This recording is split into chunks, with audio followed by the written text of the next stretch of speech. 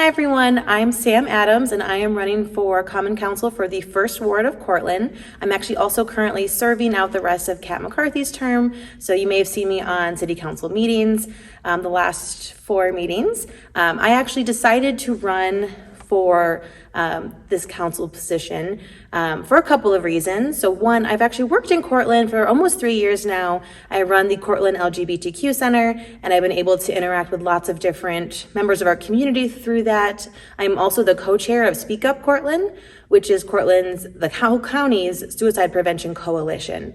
So I've been very involved with that. And then this last year with the governor's executive order 203 on police reform, I volunteered to be part of that, and I got to interact with a lot of local leaders, local elected officials, members of the police force, and I was able to really kind of get my hands around what does it look like to be working with a group and making change.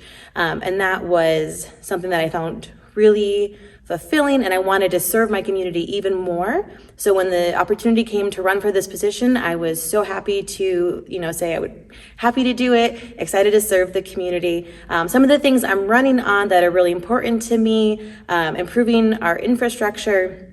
My spouse actually requested that one in particular. We had a bad injury this year, and trying to drive to get medical care was very painful. So that really reinforced how important that is. And, infrastructure is more than roads and sidewalks. It's also making sure that we have appropriate childcare for our community. So it's a whole kind of multifaceted thing. I'm also really invested in making sure that we find a way to bring in more resources for our youth who may be struggling with their mental health. I see a lot of that in the work that I do professionally. And we know with COVID, concerns of mental health have risen to more prominence in the conversation. So I want to make sure that we have local supports for those students and they're not having to go super far out of city or out of county to get that. And then finally, I also really want to work on increasing transparency with the local government, making sure that folks understand what's happening in their city without having to have a degree in political science to try to translate what's going on. So I intend to make sure that I am, visiting residents. I'm going to have a newsletter that folks can sign up for. I'm going to have some social media so that folks can get, the information in a variety of different ways depending on how they typically access information.